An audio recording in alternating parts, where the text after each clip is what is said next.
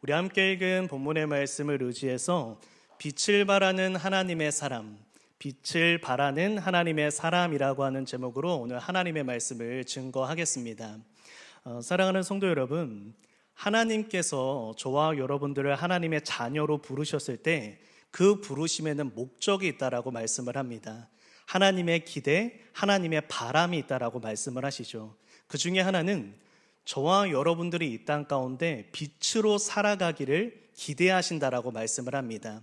이것이 성경 곳곳에서 증언이 되어지고 있는데요. 한번 보시겠어요? 에베소서 5장 8절의 말씀을 보시면은 너희가 주 안에서 빛이라고 말씀을 하고요. 그리고 빌립보서 말씀을 보면 어그러지는 세대, 그러니까 하나님의 뜻에 어긋나서 마음대로 왔다 갔다 하는 그러한 인생들 가운데에서 너희가 빛들로 나타내달라는 말씀을 합니다. 또한 데살로니가전서 5장 5절은 더 적극적으로 표현을 하죠. 우리가 빛의 자녀이다, 빛의 아들이다라고 이야기를 하고요.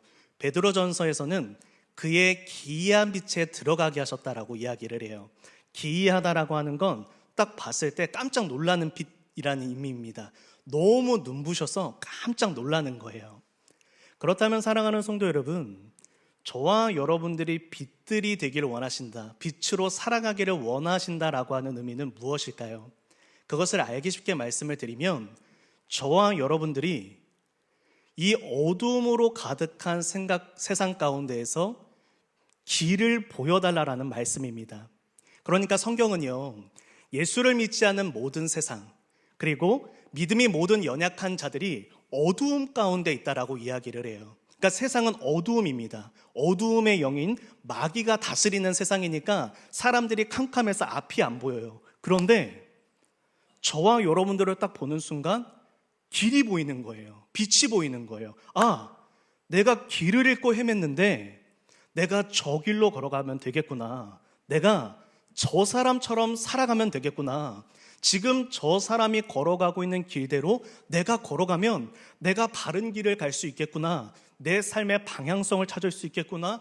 의미를 찾을 수 있겠구나. 내 삶의 바른 목적을 설계할 수 있겠구나. 이렇게 예수를 믿지 않는 어두움에 있는 이들에게 우리의 삶이 그들에게 길이 되어야 된다라고 말씀을 하고 있는 거예요.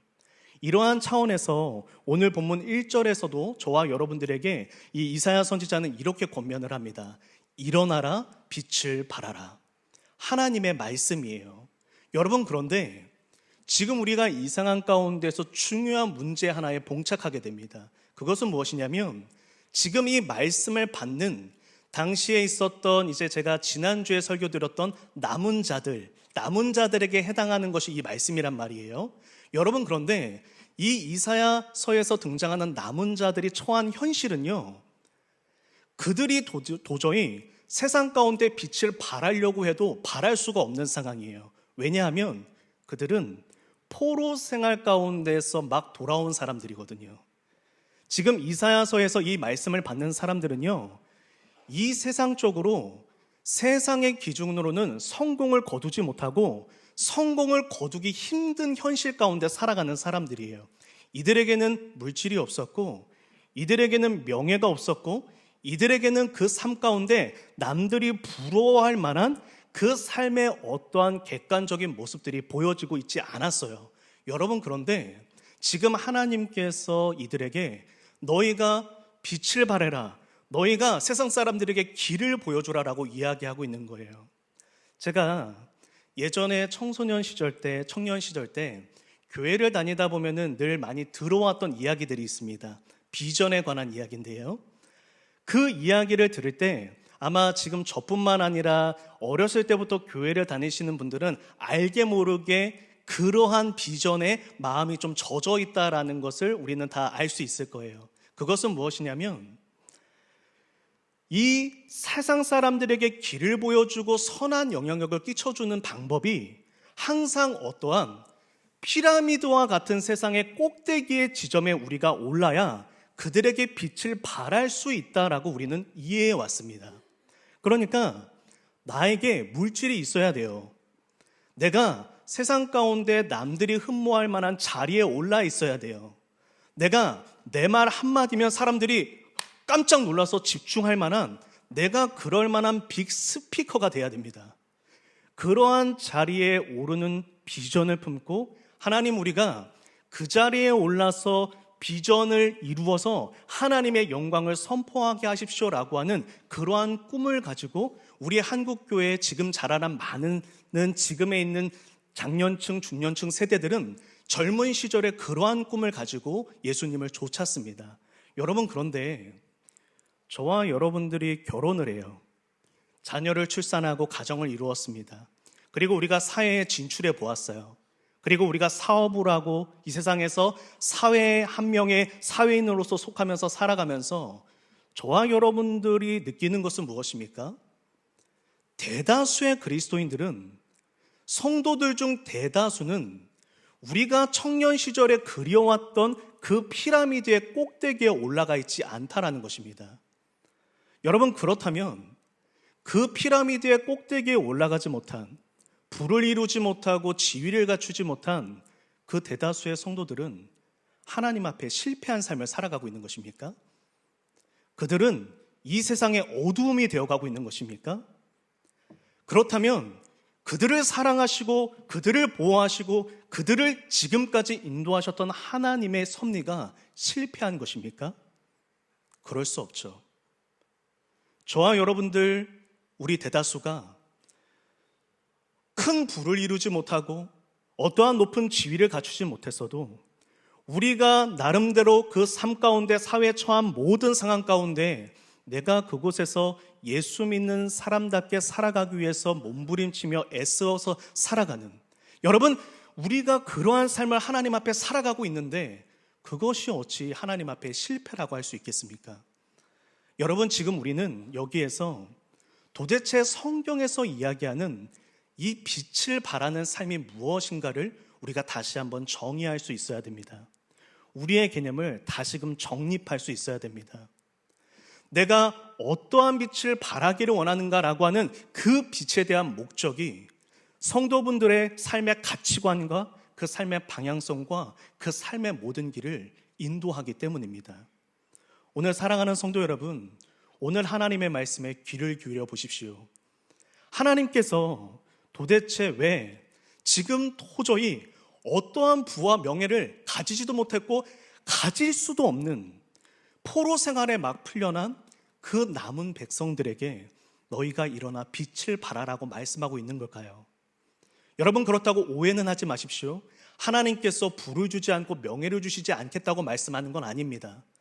지난 금요 영성 축제 때 야베스의 기도에 대한 말씀을 나눴었는데, 야베스가 이렇게 기도하죠. 주님, 내가 축복의 통로가 되기 위하여 나에게 지경을 넓혀 주십시오. 나에게 땅을 주십시오. 그들에게 인생의 가장 생존에 직결하는 문제는 땅을 나에게 주셔서 내가 모든 사람들에게 땅을 나누는 사람이 되게 해주십시오라고 하는 기도를 드렸을 때 하나님은 야베스를 그렇게 귀하게 사용하셨습니다. 하나님께서 부와 명예를 안 주시겠다는 이야기가 아니에요. 다만 그게 본질은 아니라는 겁니다. 저와 여러분들이 하나님께 쓰임받기 위하여 빛을 발하기 위해서 준비할 게 부가 아니라는 거예요. 내가 지위를 준비해야, 내가 부를, 내가 사회적 성공을 거두어야 그 그릇으로 하나님이 나를 쓰신다라고 하는 생각은 우리의 오해에서 비롯되었다는 거죠. 하나님은 우리가 진정으로 하나님의 빛을 발하는 하나님의 사람의 그릇으로 준비되면 모든 것의 풍요의 주인 되시는 하나님께서 부가 필요하다면 부를 담으셔서, 자리가 필요하시다면 자리를 담으셔서, 은사와 능력이 필요하다면 그 모든 것을 담으셔서 쓰시겠다라고 말씀하고 있는 것입니다. 오늘 사랑하는 성도 여러분, 이 이사야서의 말씀에 귀를 기울여 우리가 어떻게 하면 빛을 발하는 하나님의 사람이 될 수 있을까? 다시 한번 하나님의 뜻 안에서 이 하나님의 마음을 발견하시는 시간이 되기를 예수님 이름으로 축복합니다. 빛을 발하는 하나님의 사람은 첫 번째로 언약의 말씀을 붙드는 믿음의 사람입니다. 제가 먼저 1절을 우리 함께 합독하고 이 내용에 대해서 좀 설명을 드리도록 하겠습니다. 우리 1절의 말씀 한번 읽어보겠습니다. 시작. 일어나라, 빛을 발하라. 이는 내 빛이 이르렀고 여호와의 영광이 내 위에 임하였음이니라. 아멘. 성도 여러분, 이 말씀을 잘 한번 주의 깊게 보십시오. 지금 이때 일어나라라고 하는 이 말씀이 명령이자 약속입니다. 다시 한번 설명드릴게요. 일어나라라고 하는 말씀이 어떠한 말씀이냐면, 자, 일어나라. 그런데 너도 일어나야 돼. 이런 이야기예요. 너가 일어서고자 해라. 내가 너를 일으킬 것이다 라고 이야기하는 거예요. 하나님께서 너가 이 시간 일어나라라고 하는 이 언약의 말씀, 하나님이 나를 일으켜 세우실 거야 라는 말씀을 붙들고 너가 일어나고자 하는 그와 동시에 너가 빛이 날 것이다 라고 이야기하고 있는 거예요. 그러니까 예를 들어서 지금 제 앞에 제 몸통만한 다이아몬드가 하나 있다라고 생각을 해보세요. 근데 제가 그 다이아몬드를 확 잡아요. 그러면 제가 그 다이아몬드로 말미암아 제 주변에 있는 모든 것들이 함께 빛날 것입니다. 지금 하나님께서 어떤 말씀을 하고 있냐면, 이 남은 자들에게 너희의 상황과 너희의 모습을 보지 말고 하나님께서 나를 빛으로 쓰시기를 원합니다. 하나님께서 나를 빛으로 쓰시기로 작정하셨습니다라고 하는 그 언약의 말씀을 너희가 믿음으로 붙들면, 주님 내가 빛으로 쓰시겠다고 하니 내가 빛이 되겠습니다라고 하나님 앞에 그 언약의 말씀을 붙드는 그 순간에 너의 삶 가운데 빛이 난다라고 말씀하고 있는 거예요.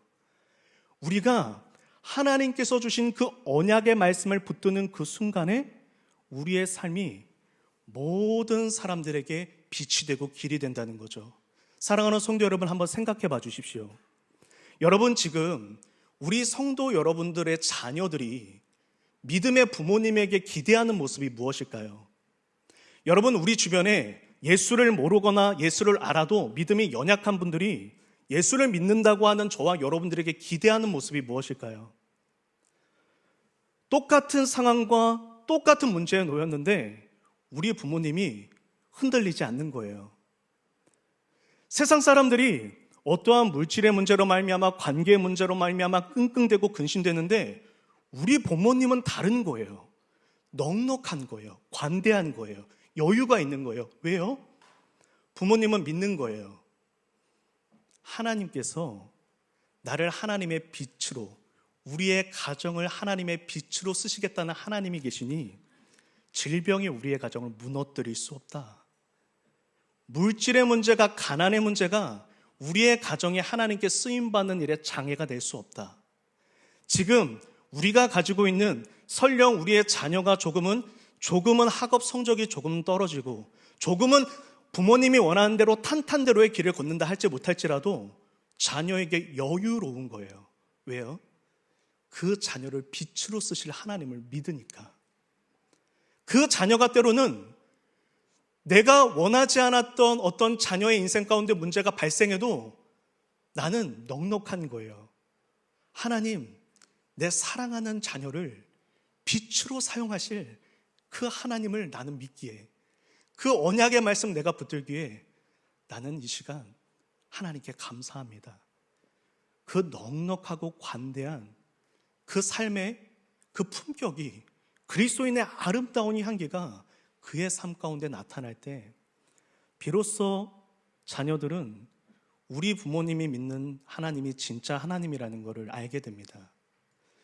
내 주변에 믿음이 연약한 이들이 정말로 하나님이 살아계시는구나 알게 됩니다. 여러분, 지금 하나님께서 그것을 말씀하고 있는 거예요. 우리가 가지고 있는 은사와 재능으로 세상에서 빛을 발하고자 한다면 우리는 한계에 봉착합니다. 제가 사역을 하면서 참 많은 분들과 상담을 했습니다. 저는 상담을 참 많이 한 목회자에 속하는 편인데요.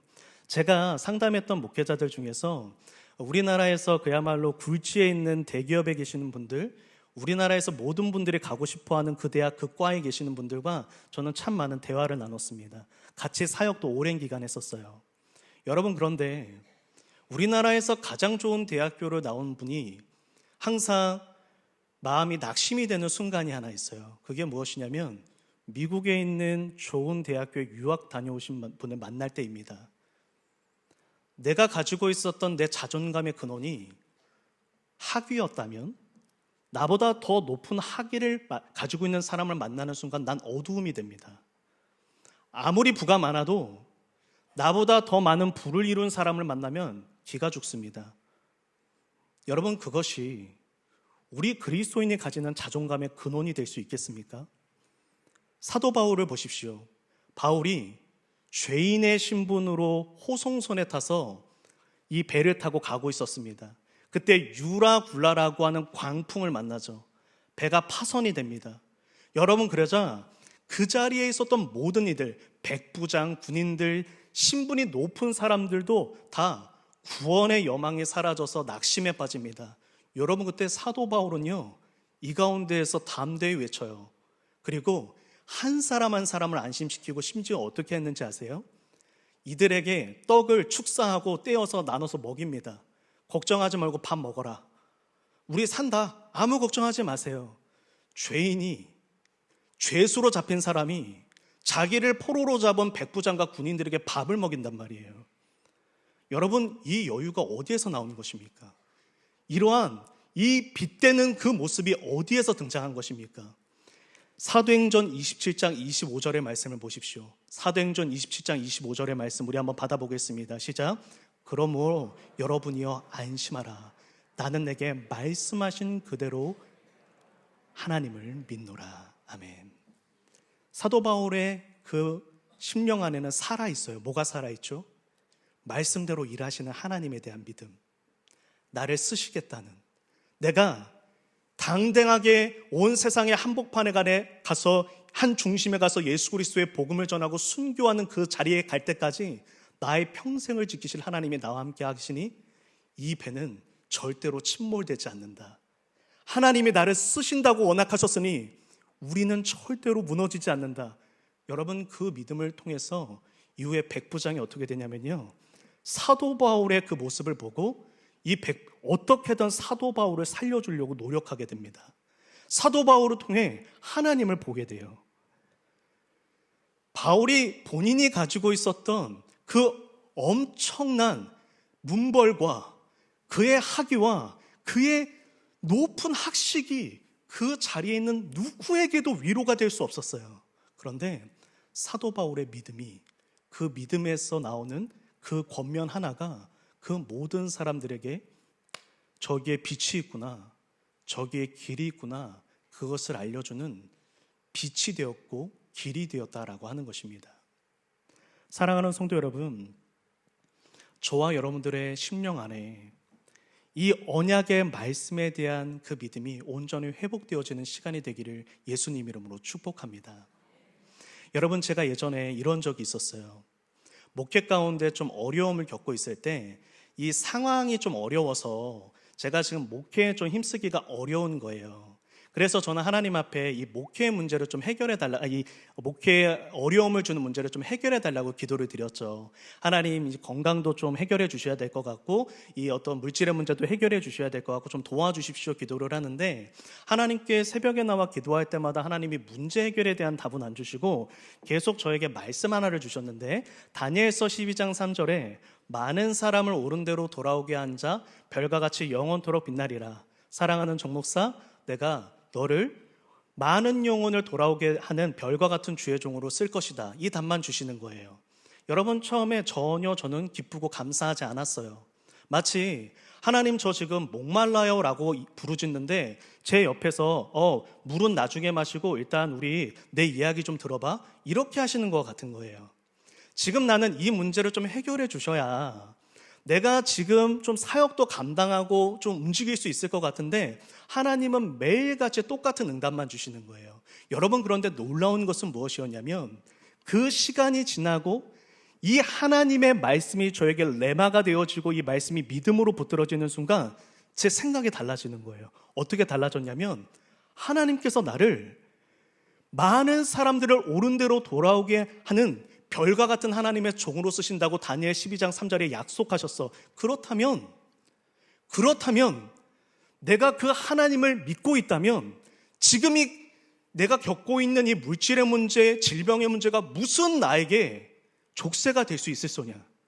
이거는 하나님께 맡기고 내가 하나님이 나를 쓰신다고 그러니까 내가 빨리 하나님 앞에 준비돼야 되겠다. 내가 오늘부터 지금 이 문제 가지고 끙끙거리지 말고 당장에 성경을 펼쳐서 설교라도 한 편 더 연구하고 하나님의 말씀이라도 더 한번 깊이 보고 내가 지금 내 문제도 급하지만 하나님이 나를 쓰신다고 하니까 내가 지금 도움이 필요한 영혼들에게 달려가서 신방해야 되겠다.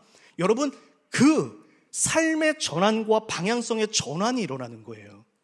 제가 문제라고 하는 현실에 갇혀있지 않고 이 현실이라고 하는 감옥 속에서 벗어나서 문을 열고 나와서 어떻게 된 거예요? 앞을 향해 나간 거예요. 미래를 향해 전진하는 거예요. 내가 소망을 품고 나아가는 거예요. 하나님의 말씀이 제 안에 믿음으로 작동하니까요. 여러분, 그러고 나니까 하나님께서 이 현실의 문제가 언제 해결되었는지 기억도 되지 않을 그 시간에 이미 다 풀어져 있는 그 역사를 하나님이 경험하게 하셨어요. 사랑하는 성도 여러분, 이게요, 히브리서 4장 12절에서 말씀하고 있는 내용입니다. 히브리서 4장 12절의 말씀 한번 보십시오.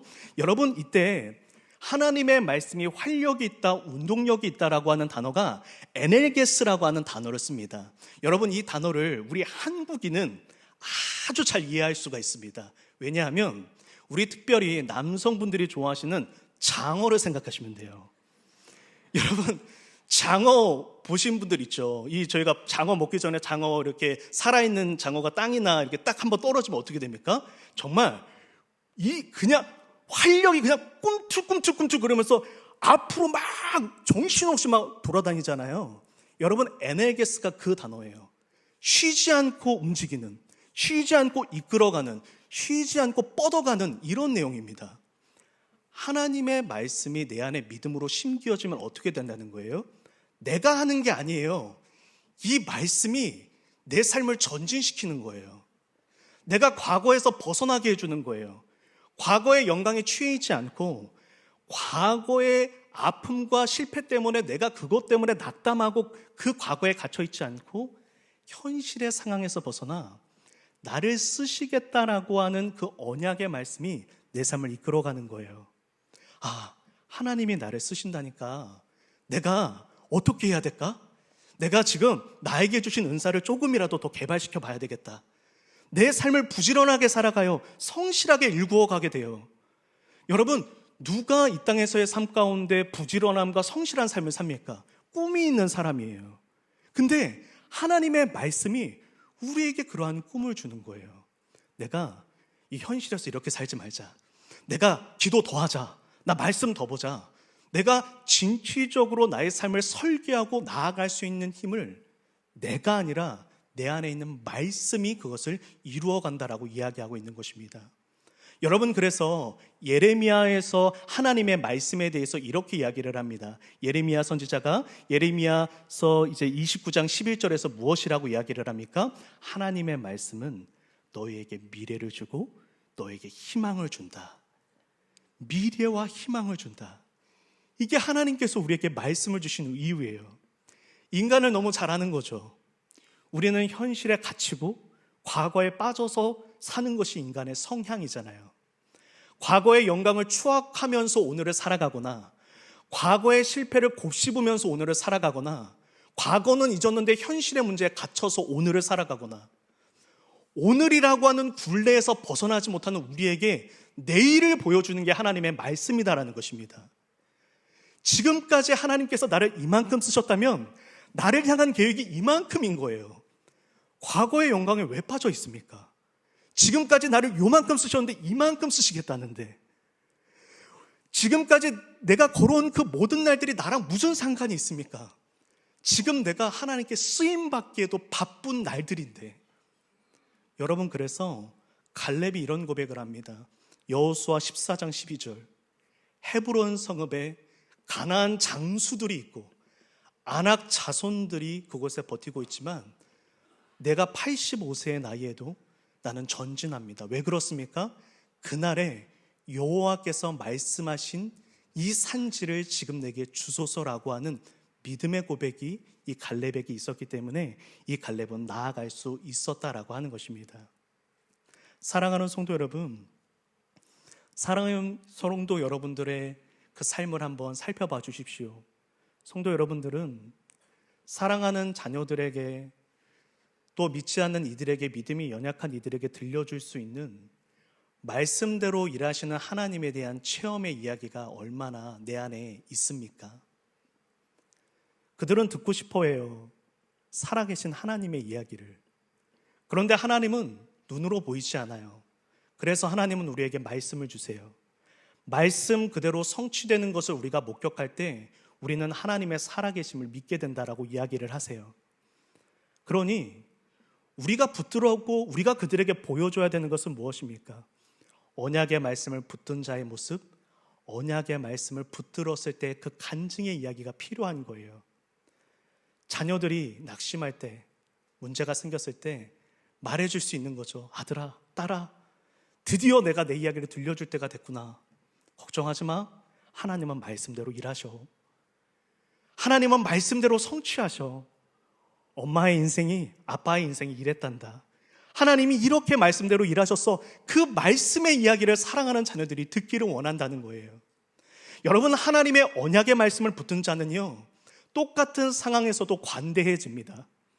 여러분, 내 안에 지갑에 지폐가 몇 장 없어도, 내가 가지고 있는 물질이 적어도 언약의 말씀을 붙든 자는 흘려보내라고 하실 때 흘려보낼 수 있어요. 왜요? 그의 나라와 그의 일을 구하면 이 모든 것을 너에게 더하시리라. 줄인 자에게 너의 심정이 동하면 물된 동산의 은혜가 너가 돼서 너가 채우지 않아도 하나님이 채워주시는 그 물질의 복을 내가 주겠다. 그 말씀을 내가 믿으니까. 말씀에 대한 믿음이 내 삶을 구별시키는 거예요. 여러분, 교회라고 하는 단어가 헬라어로 에클레시아입니다. 에클레시아가 어떤 뜻입니까? 세상으로부터 부르심을 받아 구별되어진 하나님의 백성들이라는 뜻입니다. 저와 여러분들이 세상 사람들과 구별되어야 된다는 거예요. 세상 사람들과는 달라야 된다는 거죠. 근데 그 다른 모습이 어디에서 나타난 말이죠? 우리가 말씀 붙들을 때요. 어떻게 당신은 그런 상황에서도 흘려보낼 수 있습니까? 어떻게 당신은 당신이 아픈 상황에서도 나를 위로할 수 있습니까? 어떻게 당신은 그런 상황에서도 당신의 인생에 대한 그 견고한 확신 가운데 서 있습니까? 그 구별됨의 기준은 나로부터 나오는 게 아니라, 내가 돈이 많고 내가 사회적 지위가 높다고 내 자녀들이 좋은 대학을 간다고 구별됨이 나오는 게 아니라, 내가 믿음으로 말미암아 그들과 다른 말을 하고 다른 행동을 할 때, 그때 우리의 구별됨이 드러난다라고 하는 것입니다. 사랑하는 성도 여러분, 꼭 기억하여 주십시오. 하나님의 일하시는 방식은요, 하나님이 모든 것을 다 해주시는데 하나님께서 일방적으로 하진 않으세요. 한 가지 우리에게 요청하는 게 있습니다. 그것은 믿음으로 우리가 하나님의 일하심에 협력하는 거예요. 하나님이 말씀을 주시고 다 이루어 가시는데 그냥 혼자 일하시는 게 아니라 우리를 동역자로 삼으셔서 우리의 믿음의 협력을 통하여 하나님의 선을 이루어 가시는 분이다라고 하는 것이죠. 이번 주 새벽 기도회를 지키셨던 분들은, 들으셨던 분들은 기억하실 수 있는데요, 이 롯의 이야기를 한번 생각해 보십시오.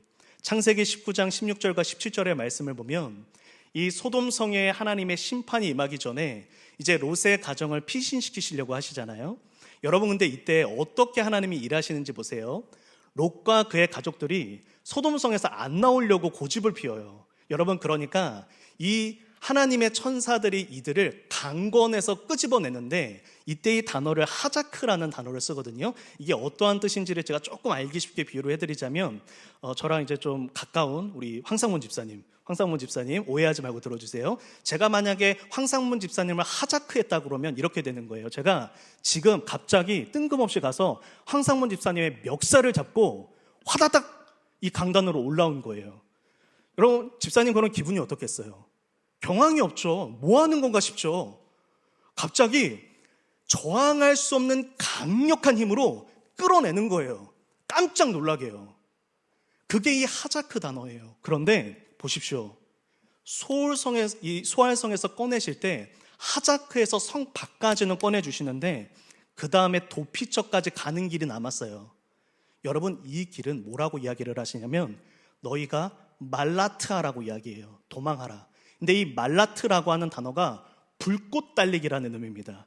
그러니까 너무 빨리 달려서 그 자리에서 불꽃이 튀는 거예요. 하나님께서 예비처를 만들어 주셨고 은혜를 예비하셨고 내가 너희가 여기서 머뭇거리니까 강권적으로 성 밖에서 끄집어내 줬지만 이제 여기부터 여기까지 달리는 이 작은 이 짧은 길은 이제는 너희가 너희의 믿음으로 뒤돌아보지 말고 달려라. 그러면 그곳에서 하나님의 은혜를 누리리라고 말씀해요.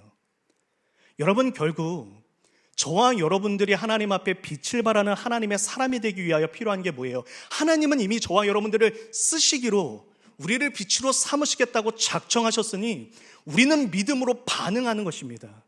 믿음으로 협력하는 것입니다. 믿음으로 하나님을 붙드는 것입니다. 제가 예전에 유초등부 사역을 할 때 이야기예요. 제가 그때 교육전도사였는데 이제 교육전도사 사역을 마무리하고 전임전도사 사역을 앞두고 있을 때예요. 이제 다른 교회로 가게 되었는데 이때 제가 유초등부 우리 아이들에게 마지막으로 무엇을 해줄까라고 고민을 하다가 이런 생각을 했어요. 왜 세상에 많은 과외가 있는데 성경 과외가 없을까? 이런 고민을 해서 그 몇 개월 동안 이제 한 20여 명 정도 되는 아이들을 이제 버스를 타고 가서 이제 한 가정 찾아가서 하루에 1시간씩 성경 공부를 해줬어요. 그렇게 이제 몇 개월 동안 아이들한테 성경 공부를 시켜줬는데 그때 제가 이제 마지막으로 아이들에게 작별 인사를 할 때 무언가 이 아이들에게 마음이 담긴 선물을 주고 싶은 거예요. 근데 제가 이제 교육전도사니까 이제 돈이 별로 없잖아요. 남은 돈을 이제 다 끌어 모아서 액자를 샀어요. 말씀 액자를 사서 그곳을 이제 아이들에게 예쁘게 포장을 해서 하나하나 선물해 주면서 마지막 작별 인사를 나눴는데 그때 제가 그 아이들에게 전해 주었던 그 말씀이에요. 한번 보세요. 시편 107편 20절의 말씀입니다. 우리 한번 받아보겠습니다. 시작.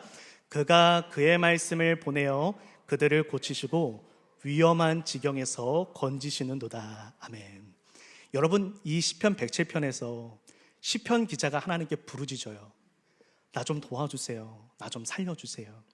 여러분, 그러자 하나님께서 그 기도에 응답하시는데 어떻게 응답하세요? 하나님께서 말씀을 보내어 주세요. 말씀을 들려주시고 말씀으로 그를 치료하세요. 여러분, 제가 이 이야기를 성도 여러분들에게 들려드리는 이유가 있어요. 우리 성도 여러분들이 신앙의 여정을 걸어갈 때 많은 훈련 코스들을 지나갑니다.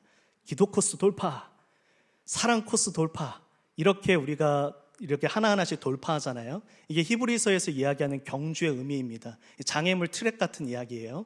하나하나씩 돌파하는 훈련 중에 하나는 하나님께서 저와 여러분들이 하나님의 말씀을 붙드는 훈련의 시간을 주실 때가 있습니다. 상황과 환경을 바꿔달라고 기도하는데 상황과 환경을 바꿔주지 않으시고 기다리실 때가 있어요. 무엇을 기다리냐면 이제 예수 믿고 구원받은 그 초기의 단계를 지났으니까 이제는 말씀을 붙들고 너가 일어서 봐라. 성령의 검되는 하나님의 말씀을 붙잡고 너가 이제 하나님을 믿음으로 붙잡아 봐라. 그래서 그 믿음으로 말미암아 구별되어 살아봐라. 내가 너의 모든 문제를 고쳐주고 모든 상황을 당장 해결해 줄 수 있는 능력이 하나님께 있지만 이제 너희의 믿음이 한 뼘 더 자라나. 이제 저희가 두 번째 대지 때 이 내용을 보게 되는데 우리의 믿음이 하나 더 자라나 이제는 더욱더 굳건하고 확신한 믿음으로 하나님 앞에 좀 세워져서 많은 사람들을 하나님께로 돌이킬 수 있는 믿음의 사람이 좀 되어달라. 그 하나님께서 우리에게 그러한 훈련의 시간을 주실 때가 있다는 것입니다. 이것을 히브리서 5장 13절 14절에서 이렇게 말씀을 합니다. 의의 말씀을 경험하는 자, 하나님의 말씀을 체험한 자 장성하여진다라고 이야기합니다. 어린아이에서 어른으로 자라난다라고 말씀하는 것이죠. 사랑하는 성도 여러분, 성경에는요 모든 교회들의 롤모델이 되었던 교회가 한 교회 있습니다. 모든 교회의 믿음의 본이 된 교회가 하나 있어요. 제가 오늘 로뎀 예배 시간에 저희 로뎀 성도들과 살펴볼 교회인데요, 데살로니가 교회입니다. 여러분, 근데 데살로니가 교회는 놀라운 게 뭔지 아세요? 바울이 개척하고 바울이 가르쳤는데 몇 개월 만에 바울이 그 교회를 떠나야 됐어요. 놀라운 기적이었거든요. 우상 숭배의 한 복판에 이 데살로니가 도시에서 복음을 전했는데 교회가 세워져요. 그리고 수개월 만에 이 교회가 부흥해요. 근데 이때 성경을 더 가르치지 못하고 바울이 방해자들에 의해서 쫓겨납니다. 그래서 바울이 걱정을 해요. 근데 놀라운 소문이 들려요. 온 주변에 있는 교회들이 데살로니가 교회를 본받고 있다는 거예요. 사도 바울이 깜짝 놀라죠. 왜? 아직 말씀을 더 가르치지 못했는데. 그래서 데살로니가 전후서를 통해서 이들이 아직 배우지 못한 하나님의 말씀을 더 보충해서 편지에 담아서 전하거든요. 근데 이들이 이때 모든 교회의 본이 될 수 있었던 비결을 사도 바울은 분명하게 말합니다. 그것이 무엇이냐면 이들이 성경 지식은 다른 교회들보다 아직은 적으나, 잘못되진 않았지만 적으나, 그들은 자신들이 아는 적은 지식의 말씀을 붙들고 나아갔다라고 말을 합니다. 여러분, 데살로니가후서 1장 4절의 말씀을 보십시오. 그러므로 너희가 견디고 있는 모든 박해와 환난 중에서 너희 인내와 믿음으로 하나님의 말씀을 붙들고 인내하고 믿는 너희의 믿음으로 말미암아 온 교회에 나는 너희를 자랑하노라라고 이야기를 합니다. 데살로니가 교회가 지식은 적으나 믿음이 큰 교회였다라는 거죠. 사랑하는 성도 여러분, 이제 하나님의 말씀을 알고 들었다면 우리는 그 자리에서 이제는 더 자라나야 됩니다. 내가 아는 말씀이 이제는 나의 심령 가운데 믿음으로 붙들어져 그 언약의 말씀이 믿음으로 잡혀질 때 비로소 우리 삶에는 변화가 나타납니다. 내 삶의 동기부여가 달라지고 내 삶의 방향성이 달라진다라고 하는 것입니다. 오늘 하나님 앞에 이 주일 예배를 신실하게 지켜가는 사랑하는 성도 여러분들, 언약의 말씀에 대한 믿음으로 온전히 충만하여져서 빛을 발하는 하나님의 사람으로 살아가실 수 있기를 예수님의 이름으로 축복합니다.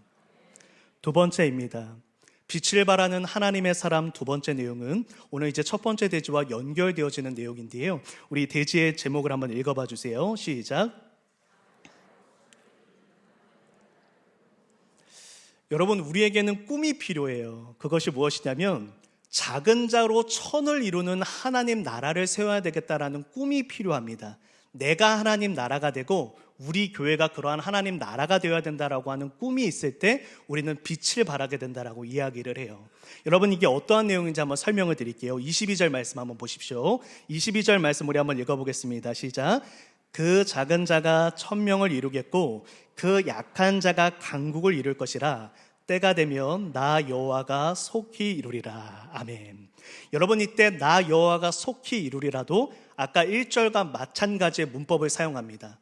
하나님께서 이루실 것이니 너희도 이루어라, 이러한 표현을 쓰세요. 그러니까 이사야서 60장부터 이제 예수님의 재림으로 완성되어질 하나님 나라를 보여주시거든요. 이사야 60장부터 본격적으로 이제 예수님의 재림으로 완성되어질, 그러니까 저와 여러분들의 최종 도착지인 하나님 나라의 모습이 이렇다라고 보여주세요. 그런데 우리에게 무엇을 요청하냐면, 자, 이제 샘플본을 봤지? 자, 하나님 나라가 어떠한 건지 봤지? 자, 그러면 이제부터 너희가 해야 될 게 있는데, 이제 너가, 그리고 우리가 함께하는 이 교회가 그 최종적으로 도착할 하나님 나라의 모습을 닮아가고 본받아야 된다라고 말씀을 하는 거예요.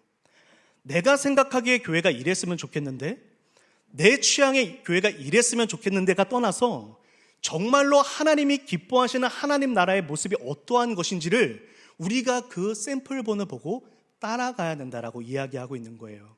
여러분, 그래서 김창대 교수님이 이런 이야기를 했습니다. 제가 이분한테서 이제 조교 생활을 했습니다. 참 감사한 분이에요. 제가 이분 덕분에 그 신대원 그 몇 년을 장학금 받고 다녔거든요. 아무 이유 없이 저를 조교시켜 주셨어요. 이유는 딱 하나, 같은 영어 영문과 출신이라고 저를 그냥 예뻐하셨어요. 정말 물어봤어요. 교수님, 근데 저를 왜 조교시키셨어요? 아니, 영어 공부하고 와서 신학 공부하는 게 쉽지 않으니까 그냥 긍휼의 마음이 들어서 그래서 저를 시켜주신 분인데, 제가 참 존경하는 분입니다. 말씀이 너무 좋으신 분인데요. 김창대 교수님이 이런 이야기를 했어요. 이 60장에 대해서.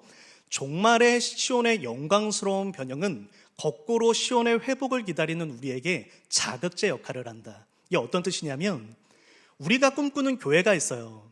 근데 세상의 많은 교회들이 그러한 교회의 모습을 보여주지 못하고 오늘날 한국교회는 사실 더 그 문제가 우리의 마음을 아프게 하죠. 어디 하나 눈을 돌려봐도 본받을 교회가 사실 많지 않은 게 현실이에요.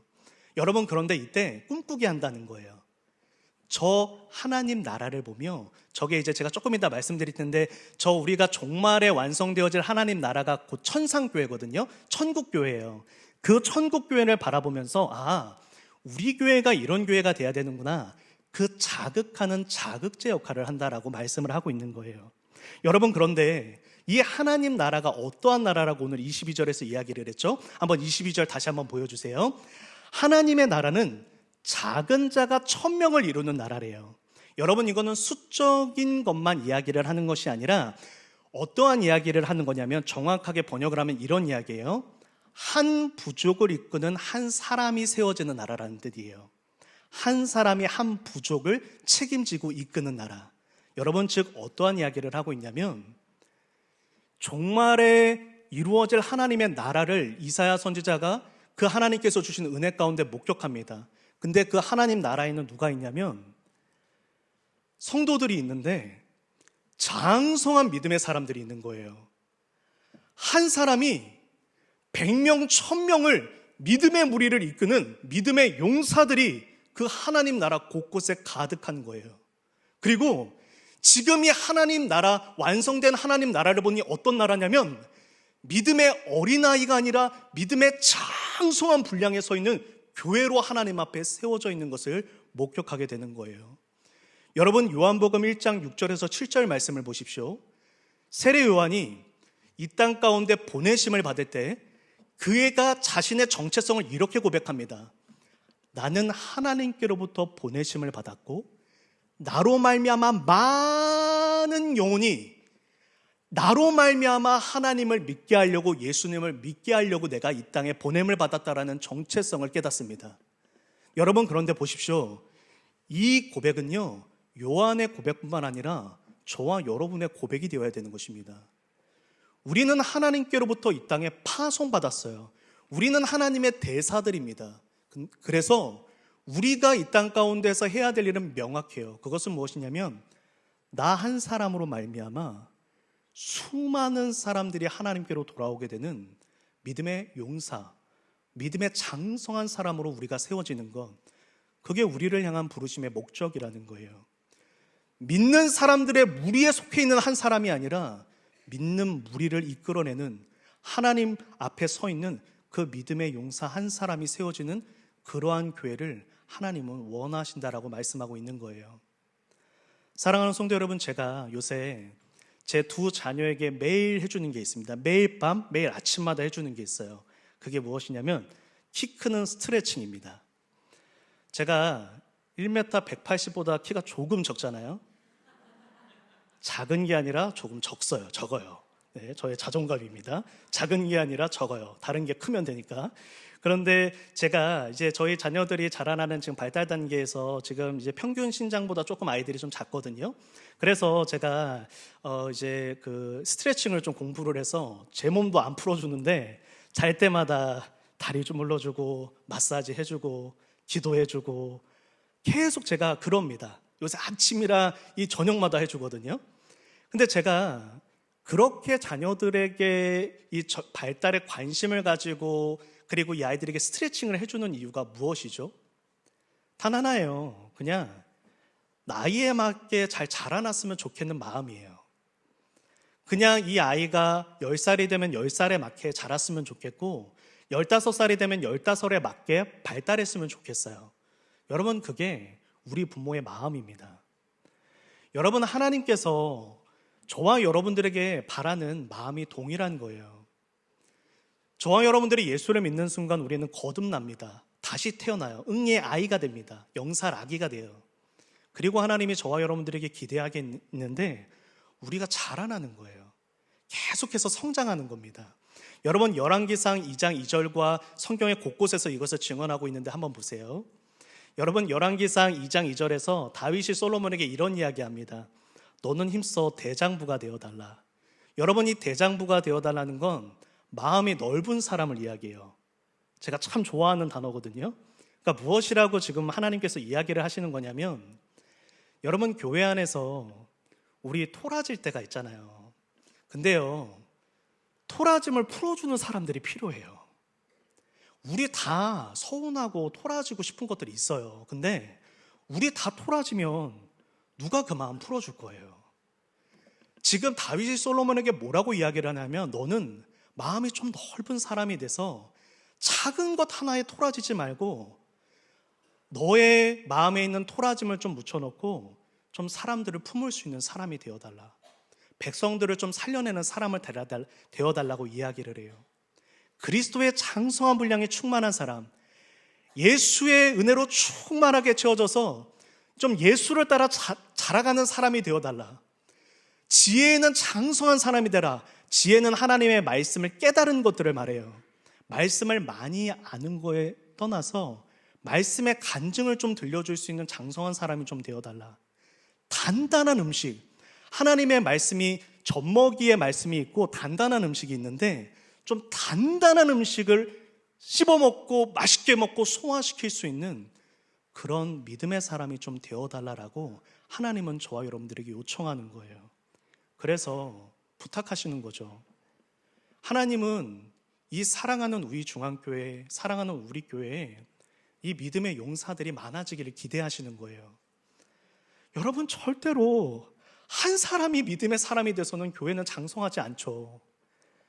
한 몇 명의 직분자들이 장성한 믿음에 쓴다고 해서 어떻게 그 교회가 장성한 교회가 됩니까? 어떻게 하나님께서 일을 맡깁니까?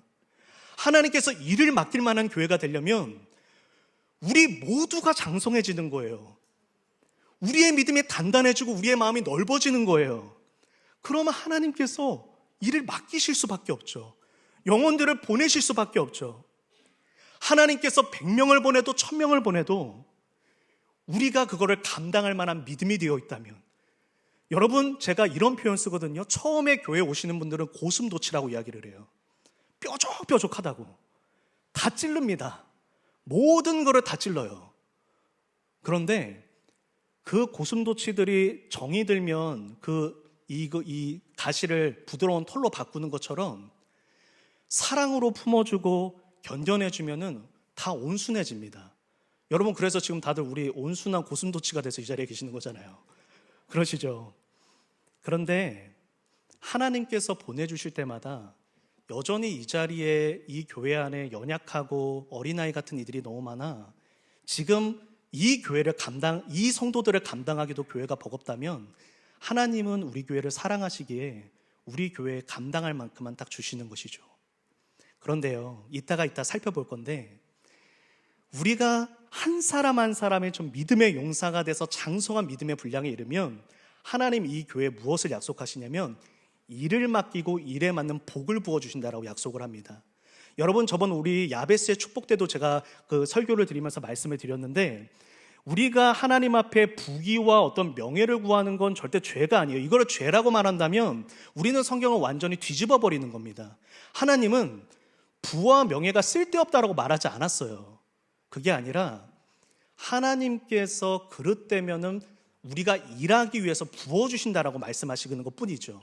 그래서 오늘 이 이사야서에서 무엇을 이야기하냐면, 이 교회가 하나님 앞에 장성한 교회가 되어 일을 맡길 만한 믿음직한 교회만 된다면 이 교회에 하나님의 영광이 임하여 하나님께서 이곳에 있는 모든 슬픔을 거두어 버리고 한 사람 한 사람에게 필요한 모든 복을 부어주셔서 더 넉넉히 감당하게 하리라. 찾아오는 자들에게 마음껏 나눌 수 있도록 내가 필요한 물질도 부어주고, 그 사역과 그 삶을 위하여 하나님의 영광을 위해 필요한 것들이 있다면 내가 아낌없이 이 교회에 부어주리라고 약속하는 겁니다. 여러분, 이 60장의 말씀을 근거로 61장부터 예수 그리스도의 이야기가 시작돼요. 예수 그리스도께서 바로 이러한 교회를 세우기 위하여 61장에 예수 그리스도께서 이 땅에 오셨다는 이야기가 61장부터 66장까지 펼쳐지는 것입니다.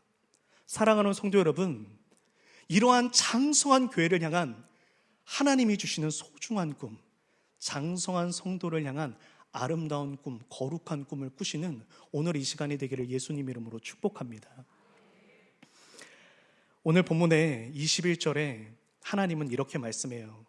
저와 여러분들이 하나님이 심은 가지라고요. 그래서 영광을 나타내는 열매를 맺기를 기다리신다라고 말씀해요. 농부의 심정처럼 하나님께서 친히 소중하게 심으셨어요. 제가 오늘은 시간 관계상 다 말씀 못 드리는데, 하나님께서 포로되어 있는 사람들을 끄집어다가 하나님께서 다 전쟁에 장수돼서 다 물리쳐 주시고 끄집어다가 너무 소중하게 감싸 안으시고 하나님께서 씨앗을 심으셨어요. 그리고 기다리시는 거예요. 농부의 마음으로. 너무나 소중하게 하나님께서 지켜내신 하나님의 가지들이니 열매가 맺기를 기다리시는 바로 그 이야기를 오늘 이사야서 60장에서 하고 있는 것입니다. 그래서 3절과 4절의 말씀을 보십시오. 우리 3절과 4절의 말씀을 한번 읽어보겠습니다. 시작. 나라들은 내 빛으로, 왕들은 비치는 내 광명으로 나아오리라. 내 눈을 들어 사방을 보라. 무리가 다 모여 내게로 오느니라. 내 아들들은 먼 곳에서 오겠고 내 딸들은 안기어 올 것이라. 아멘. 하나님께서 이렇게 장성한 교회에 장성한 성도로 세워지는 그러한 이제 교회들에 하나님께서 열방의 믿는 무리들을 보내셔서 하나님의 일을 감당하게 하신다라고 말씀하고 있는 것이죠. 사랑하는 성도 여러분, 성경에서 가장 중요한 이야기는 교회와 복음입니다. 교회와 복음, 한 단어로 압축하면 하나님 나라입니다. 그러니까 우리는요, 창세기부터 요한계시록을 하나의 관점으로 뚫어서 볼 수 있는데 교회의 관점으로 볼 수 있습니다. 한번 보여주세요.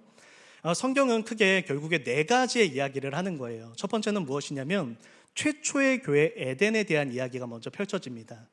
최초의 교회 에덴인데 그 이후에 우리가 이 땅 가운데에서 구약에 있는 이스라엘 사람들이 구약교회를 세워요.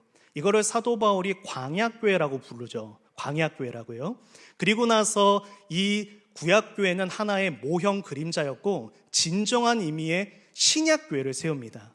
그리고 이제 신약 시대를 살아가고 있는 저와 여러분들은 요한계시록에서 이야기하는 천상교회, 요한계시록 20장부터 22장까지 결론에서 이야기하고 있는 천상교회를 향해서 이 땅에 있는 신약교회가 달려가는 이야기, 이게 성경의 전체적인 이야기입니다.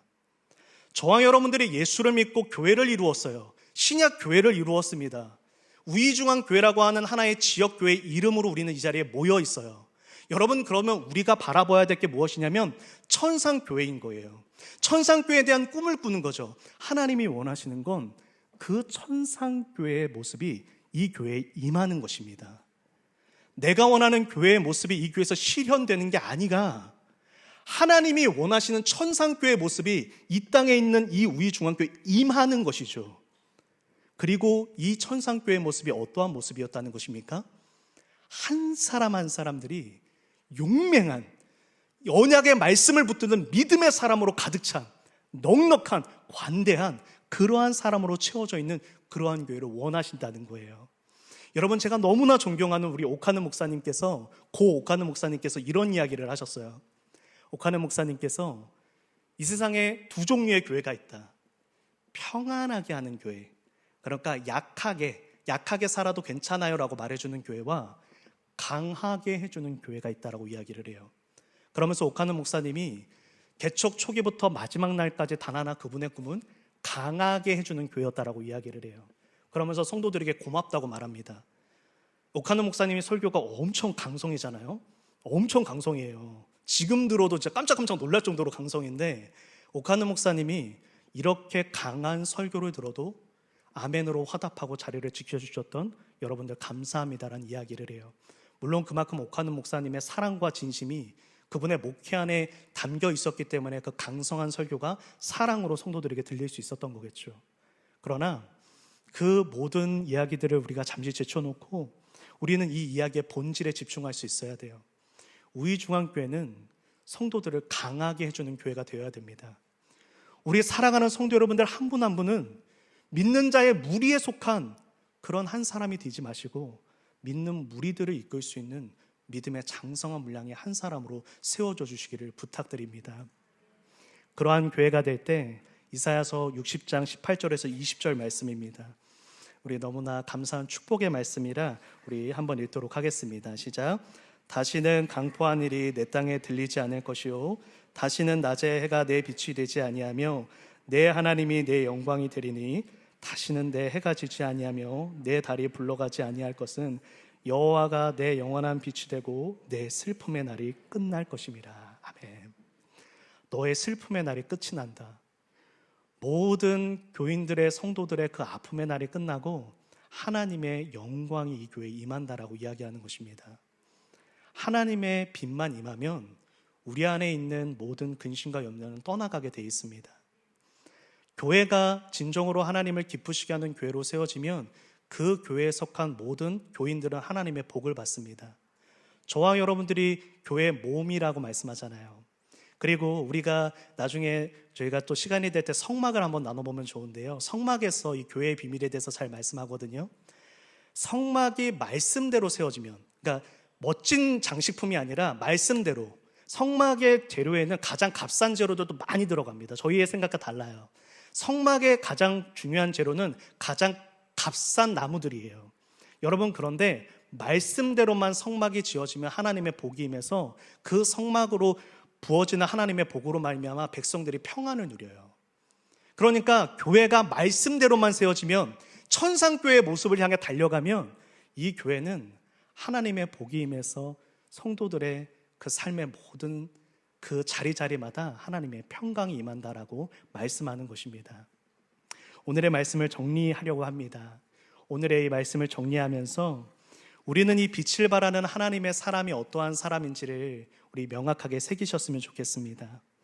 빛을 발하는 하나님의 사람은 내 안에 언약의 말씀이 있고 그 말씀을 붙드는 사람, 그래서 창성한 믿음의 사람이 돼서 사람들을 하나님께로 이끌 수 있는 사람, 말씀에 붙잡히고 하나님께 붙잡힌 그 믿음의 사람이 곧 빛을 발하는 하나님의 사람이다라고 말씀하는 것입니다. 바로 이것을 요약하고 있는 한 구절, 오늘 마지막 읽고 우리 오늘 설교 정리하도록 끝맺음하도록 하겠습니다. 다니엘서 12장 3절, 이 빛을 발하는 하나님의 사람을 결국 다니엘서에서는 이렇게 요약을 하는데요, 우리 한번 읽어보겠습니다. 시작. 지혜 있는 자는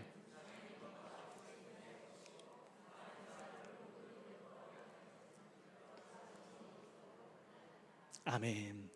여러분, 많은 사람을 옳은 대로 돌아오게 한 자 하늘의 별과 같이 영원토록 빛나요. 영원토록 빛나는 빛을 발하는 하나님의 사람이 됐는데, 이 하나님의 사람에게는 무기가 있습니다. 무엇이죠? 지혜가 있어요. 이 지혜로 사람들을 이끌어내는 거예요. 이 지혜는 무엇이냐면, 다니엘서 12장에서 이 12장 3절에서 말하는 지혜를 그 논리적으로 설명을 해주는데요, 제가 오늘 결론만 말씀드리면, 많은 연단과 훈련을 받아서 말씀에 대한 분명한 깨달음과 믿음, 하나님에 대한 확신, 이 모든 게 지혜라는 단어에 요약되어져 있습니다.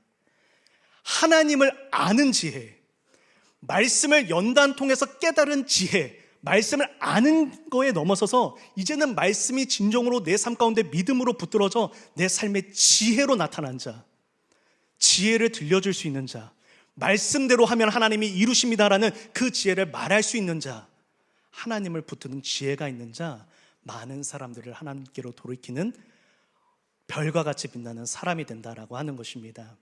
오늘 우리 사랑하는 우리중앙의 모든 성도 여러분들이 이런 지혜로운 빛을 발하는 하나님의 사람 되시고, 우리 교회가 그러한 교회가 되어 하나님의 풍성한 복을 받으시기를 예수님의 이름으로 축복합니다.